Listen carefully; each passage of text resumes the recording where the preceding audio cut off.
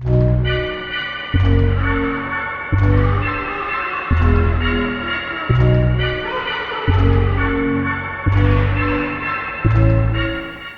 everybody. My name's Thom Holbrook. This is my wife, Hello. Amanda Holbrook. So this is our first attempt at doing a video podcast. So every year we end up buying horror movies, like whole collections. We'll buy like in one fell swoop, we bought a box set of Nightmare on Elm Street.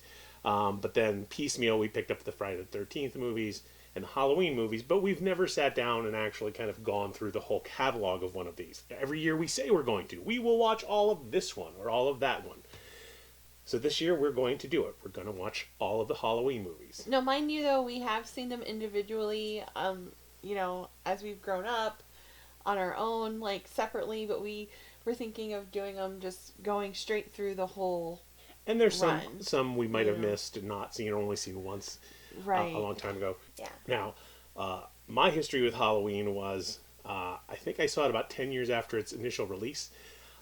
Me and some of my friends would get together and watch films, and every week one or the other of us would say, "Hey, let's watch this one." Someone would bring in a film, and I had a friend who chose to show us Halloween, and sadly, the first viewing I had of it, we were bored. Because we were teenagers, and as teenagers, we were more interested in hack and slash gore. Friday the 13th, just blood everywhere.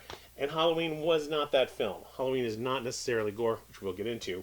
But reviewing it, I'm having a much better reaction. What was your first experience with Halloween? Well, that was in high school. I remember going over to my friend's house, and we would do every weekend. I pretty much was spending the night at a random friend's house, and I have a friend from high school, and we would always, every time I would go over to her house, we would always watch slasher kind of movies or Halloween-esque kind of. So it would either be like Friday the 13th movies or Sleepaway Camp or Halloween, and it was the first time I'd ever seen the Halloween movie. The first Halloween was having a little. I think it was probably in the month of October, because that's always when we would start going into more scary movies on our girl slumber parties. And so yeah, it was just going over there. We would spend the night and watch a movie and scare ourselves, or we couldn't go to sleep. And I mean, it's really kind of the granddaddy of the slasher movies, yet it's not really a slasher movie. I remember back in the day, Siskel and Ebert, they gave Halloween thumbs up. They liked it. I think they gave it 2 thumbs up. Whereas, say, your Friday the 13th movies, this is our third member of our review crew.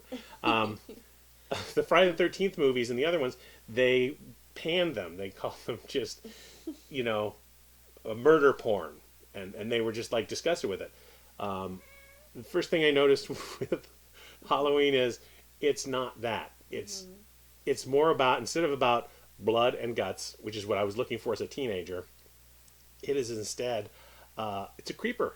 It's about, instead about seeing somebody just disemboweled, very graphically on camera, it's more about the sensation of, what if you're home alone and you look out the window and you see a strange man across the street at your neighbor's house literally carrying a body. And then you go, "Hey, come see." And when someone else comes, they're gone. And you just sit there sweating, just what did I just see? or did I see it? Yeah, it's about that rather than just gore. What I thought too was, because going in, I remember being so and thinking that it was a lot more gory and a lot more bloody than what it really was. So it was the first time in a long time, I think probably 15, 16 years that I had seen it. So watching it again last night, the 1978 Halloween, the very first one. And it's not bloody, it's not a slasher movie, and it's, I thought, through the whole movie, they make references of the boogeyman. It really is a boogeyman movie. It's about the boogeyman. And the boogeyman is Michael.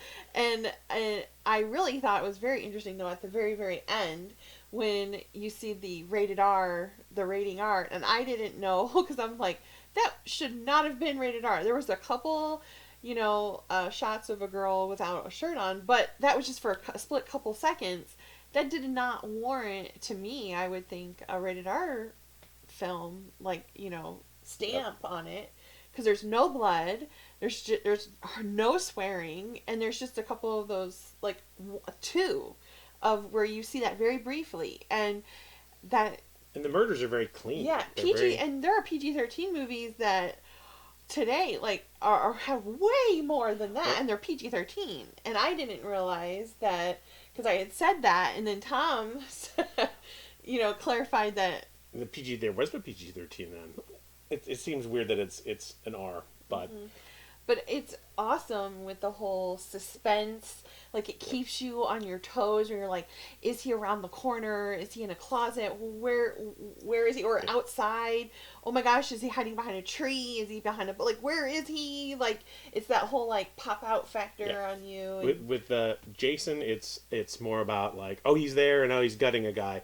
Whereas in this, because they give Michael Myers that white mask, it's all about setting up a scene where there's a lot of dark areas, and then you will just see his mask come into view, and that's scarier than the fact that he's going to kill somebody, but that's the scare moment. Yeah. Even before we get to, and now he's going to cut somebody up, which even the kills are very. They're not. They're not bloody. No. Yeah.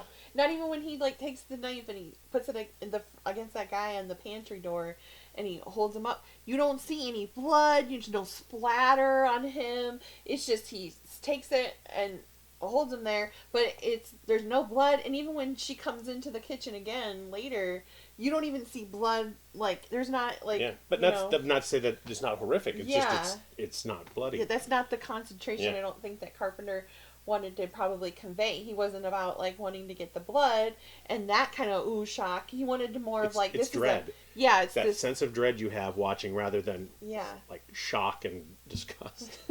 Which I was just like, and I remember being in high school watching the first one going, this is not scary. Like, I was not, like, because I was expecting a lot more scarier things. And so when I watched Halloween, I actually was like, this is boring. Like, it's not, but I totally appreciate the movie.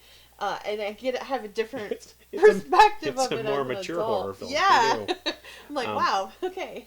And that's the other thing I noticed too was, I know normally you watch a Friday the 13th or something like that. You're not always looking for the, like, as a film, like what's going on in the shot and whatnot. This one I started really watching and really appreciating that Carpenter directed the hell out of it. I mean, like, he's got shots that you can tell he made very specific choices about the framing. Just I've noticed a lot of the cinematography and the directing that was impressive to me. Not to mention the fact that he wrote that awesome soundtrack for it. Yeah. Well, you're talking about, though, the directing and stuff, but I thought was, I mean, it's John Carpenter, but maybe some people might have taken some of his directions a little over the top. Like, a little over the top where your eyes go crossed. Yes, a lot of slow burn stuff, a lot of, like, not just jumping into the gore. But then, there's a couple kill shots, one in particular where the girl she went really... She falls over against the window and crosses her eyes as she hits the car window. The car murder she went very she went really big. She went big. Super big. Where you're like, just take it down. I know you're being murdered. No, you're being murdered. Could you be murdered a little less? Like, she crossed her eyes as she hit the window, and you're like, what? That was... But there's a couple of humor bits like that. That made me giggle because it was so over the top. And then you have the bit where he's in the house, and he's coming to the girl that's in the bed, and he kills the boyfriend of the girl, and then he takes a sheet, cuts holes out of it. Michael Myers does. Puts it over him and puts glasses. Puts the boyfriend's glasses. Puts the boyfriend's glasses over the ghost head and walks up to the door. So he's dressed like a ghost, and he has the boyfriend's glasses over, the sheet, and he's just standing in the door. And she totally thinks it's her boyfriend, and she's like, "Oh, you're so funny, ha ha ha!" And it's like, dude, that's Michael Myers totally doing a good Halloween joke. Like, Yeah. he's actually being funny. It is weird that you think, at least setting aside Freddy Krueger, who they did go hard on the comedy, but Yeah. slasher movies, you think of giant, unkillable death machine that's kind of brain dead. Yeah, and like that's a zombie. And then this first Halloween, that is not the setup for Michael Myers. He seems to have a little bit of a sense of humor. He doesn't talk, but he clearly has a sense of humor, and he's not a giant. He's not a pro wrestler. He's a slight build 20-something. Yeah, he's like a thin guy in this movie. Like, yeah, and you see even when they take his mask off, he's just some guy. It's more like as if Michael Myers was a serial killer you would see on like an NBC, Dateline kind of a thing. Yeah. Like he's just a 20-something crazy Yeah. psycho guy, but he's not a crazy something psycho guy who like bench presses every day. It's just like no, he's just a guy. Normal. And to me, that's more frightening. If he's this giant Hulk and you shoot him 5 times, he doesn't die, but somehow you go like, well, his body is insane. It's like no, his body's not insane. Yeah. He's just a 20-something. So there's then no explanation for how he can get away with that well, stuff. in the credits, they have it where it says Michael Myers 23. They have Michael Myers age 6, Michael Myers age 23. And I thought that was really interesting because I'm like, yeah, he just looks like a really young, normal 23-year-old, like, build of a guy. Like, he's not, like, this big, like, in the Rob Zombie versions of Halloween, huge. he's this big, tall, big guy. Yeah. And, like, if you come at Michael Myers in those movies, like, you're just gonna bounce off of him because he's this, like, big wrestler. And Well, he looks and like that's almost like a wrestler, dude. I think that like, that changes the dynamic too, where Yeah. when he's a big guy, the minute he enters a scene with somebody, that person is like, oh my god, I need to get away. Mike Myers in this is so slight of build. Yeah. You would think nothing of walking up to him going like, what's you your could push him problem, guy? over. Yeah, you would think he was not a threat, and then he would murder you. Though Michael Myers too, his way he does this with the first one too is like he clearly knows who his family is. Like he knows, like you know, the little and the little kids too. He's not all like I'm gonna kill just anybody I come in contact with. Like the little kids, he doesn't mess with them. Well, and to point out too, in this movie, Jamie Lee Curtis is just random teen girl. Yeah. You don't know that there's more to her connection family. yet.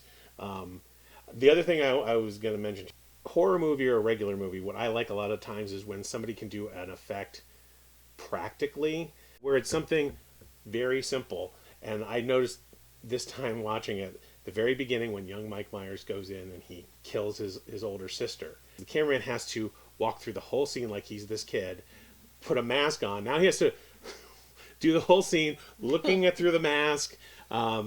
So much going on if you watch that the cameraman has to be aware of. He goes in from the perspective of the camera. You're Mike Myers. You see him stab his sister, but it's not really bloody. He's slashing at her, and she's like, "Oh!"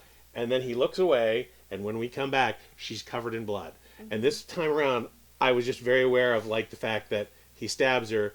Camera pans away to give that actress a chance to go and just bloody herself up while she's screaming, ah, ah, and then sort of come back and go like, oh, I've been killed.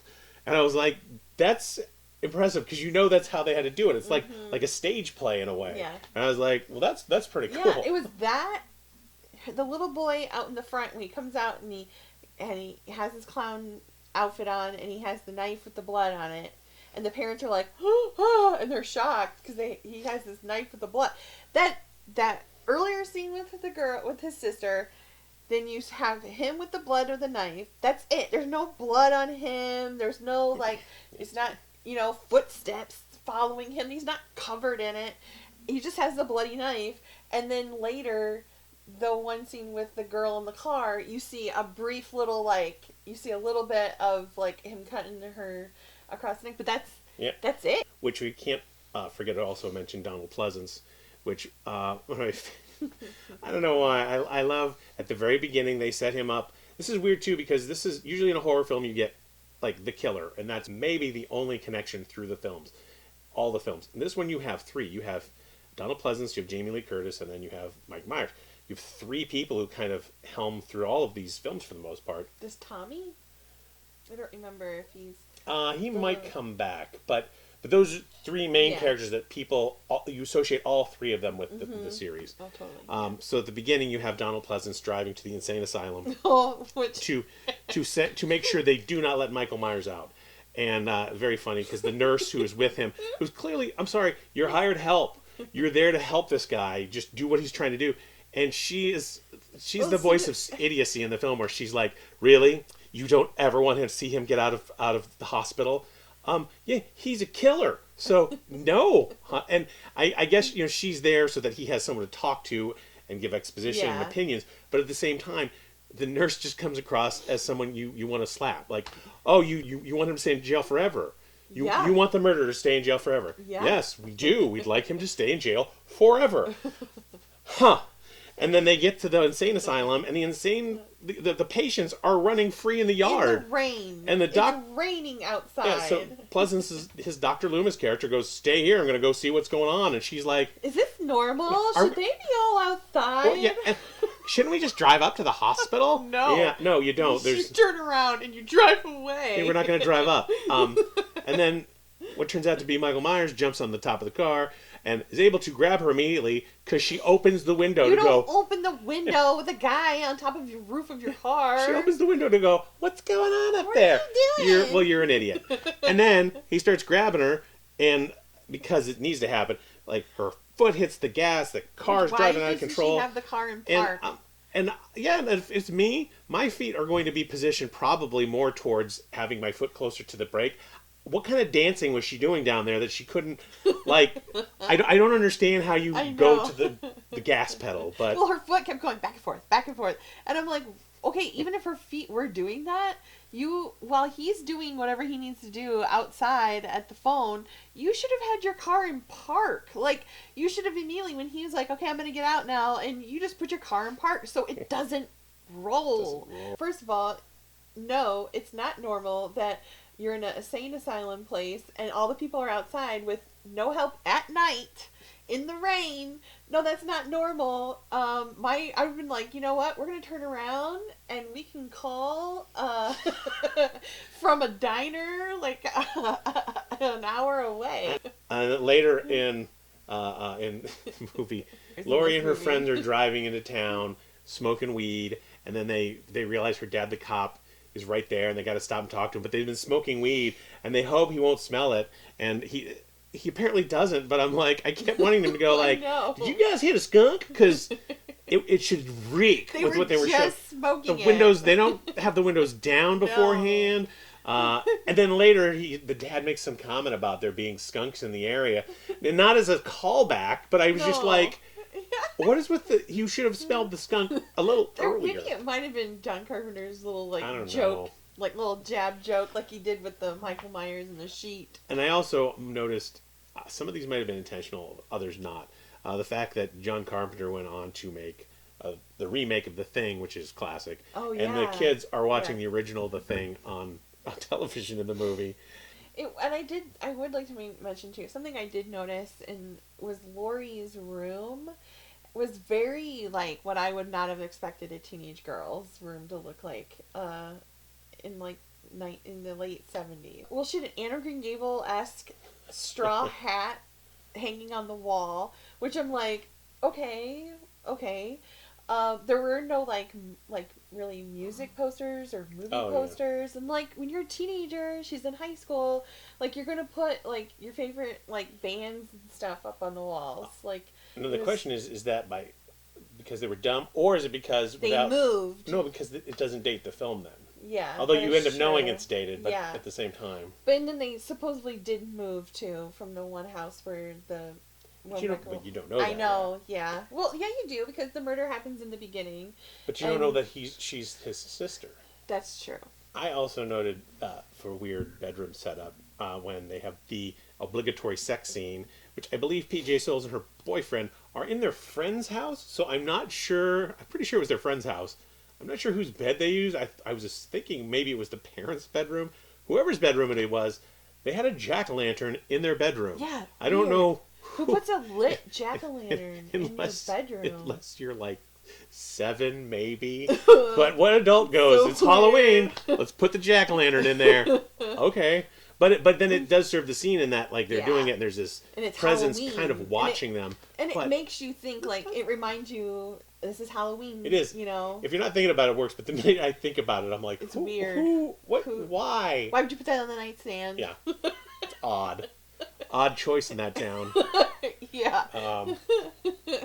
So overall, I would say though, I underappreciated it as a teenager. I owe my friend some apologies because it is a really good.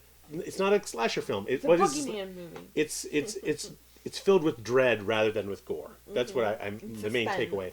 Yeah, that you're just waiting for something bad to happen, as opposed to waiting for something bad to happen so you can watch it and see how horrible it is. And young Jamie Lee Curtis is super, like, she's super cute. Really, and I really liked how, like, they didn't have her all made up, like, you know, like... She looked like a real normal girl. Teenage girl. And the best version, I would say, of a teenage girl, so to speak, which is, she's like... She's like the girl next door. Well, some of her friends are flaky or whatever, and she's not. She's very level-headed. Yeah, takes care of her little brother. Yeah, and babysits. And I think maybe relatable to a lot of people because she's the one like, I don't get to date a lot. My life isn't that great. Yeah. Not that it's, I shouldn't say that because quite frankly, after this film, her life gets much worse. Up to that point, she was living a blessed life. So she was great. I underappreciated it when I watched it when I was younger. And if we got to go like, we're gonna go stars, like out of 5 stars. 5 stars is the max. Okay, I would give it. I'd give it 4.5 stars. The only thing that keeps me from going full 5 is the cross-eyed death. It's just, that's the moment you want to go. I don't want to be like, oh, it's so gory, but I do want to go like, oh, he killed her, and it's like, oh, she died looking silly. And that threw me a little bit. But 4.5 stars. Really, I should say 5, but I'm going to say 4.5 just because I'm being the Scrooge. Yeah. Well, I'm going to go 5. 5 out of 5. I really, really appreciated it.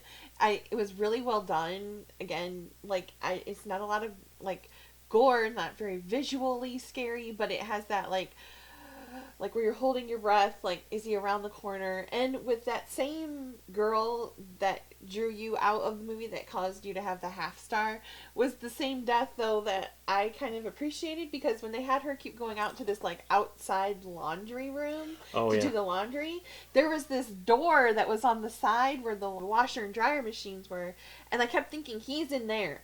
Like, he's going to come out. Like, I kept, like, waiting for him. The whole time she's doing her laundry, I'm thinking, oh my gosh, she's going to die. Like, that's where she's going to die. Like, I was almost positive he was going to come out and out of that one door, and he was going to, like, that was where she was going to meet her maker, if you will. But and then it didn't happen there. It was like, oh, like, they drew that out, and they kept it going and going until you got to this, okay, she's good, and then they drop the hammer when you kind of like least expect it.